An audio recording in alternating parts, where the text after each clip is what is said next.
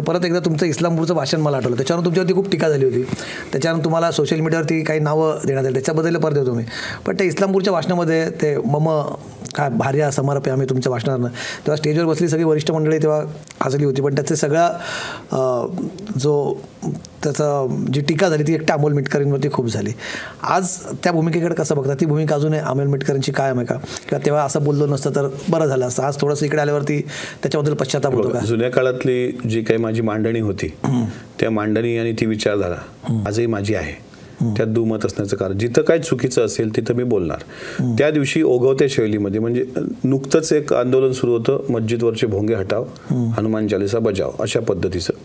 आणि पुरंदरेंचा एक विषय ताजा होता, कारण बाबासाहेब पुरंदरेंच्या मृत्यूनंतर, म्हणजे त्यांच्या निधनानंतर ती राख काही किल्ल्यांवर विसर्जित करण्याचा काही लोकांचा डाव होता, आणि तिथं स्मारक उभी, असं ते सगळं एकंदरीत सर्व वातावरण असताना ओघवत्या शैलीमध्ये त्या गोष्टी निघून गेल्या. तुम्ही भाषण परत ऐका. भाषण परत मी चाललो होतो, जानता राजा ही जी काही कादंबरी आहे त्यांची, आपली ही राजा शिवछत्रपती, त्याचे काही पुरावे दिले होते मी कसब पुणे प्रकरणामधले. त्यानंतर मी हनुमान चालीसा पण गायला. आता हनुमान चालीसा गायला ते झालं, ते सगळ्यानंतर मागच्या सीटवरच्या वरिष्ठ नेत्यांनी आग्रह केला की हे गा ते गा, ते त्या ओघाओघात झालं. नंतर त्याच्यावर ज्या काही संघटनांनी चुकीच्या पद्धतीने ॲलिगेशन्स केले माझ्यावर, आणि ते होतं सगळं. आता मला त्या विषयात जायचं पण नाही आहे. पण विशेष करून मी सांगतो ना, विशेष करून ब्राह्मण संघटनांनी खूप विरोध केला तुमच्याबद्दल, त्याच्याबद्दल अनेक तक्रारी झाल्या तुमच्याबद्दल.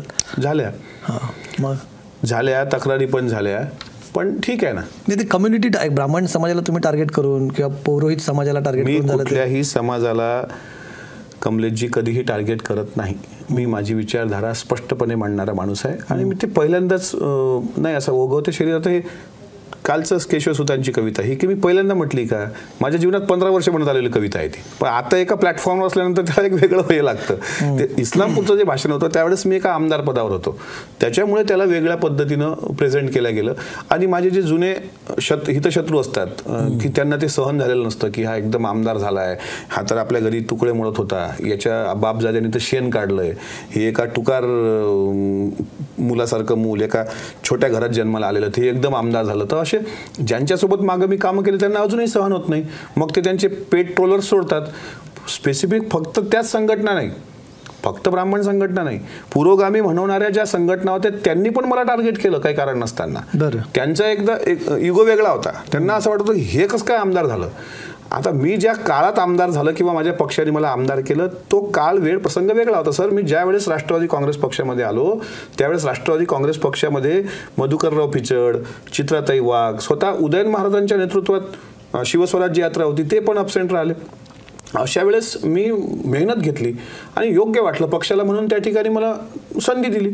संधीच्या पद्धतीने मी बोलत गेलो. आता बोलताना माझ्या प्रत्येक गोष्टीवर एवढं लक्ष असतं हे मला त्या दिवशी माहीत झालं की आपल्या प्रत्येक शब्दावर एवढं लक्ष असतं आपल्या. आणि ट्रोलर्सचं मला आजचाच अनुभव नाही आहे सर. राणा आयुबच्या नंतर मला पुस्तक लिहावं लागेल, आय एम अ ट्रोल, आणि प्रत्येक वेळी मी ट्रोल होतो.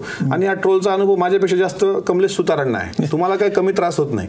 पण यातून आपण पुढे जाऊन आपल्याकडे एक कोणाचा तरी आदर्श लागतो, तर छत्रपती शिवाजी महाराजांचा आदर्श आहे, बाबासाहेब आंबेडकरांचा आदर्श आहे. ती विचारधारा घेऊन मी सगळे संकट पेलत जातो. लोकशाही मराठी ऐका, पहा, जागरूक रहा.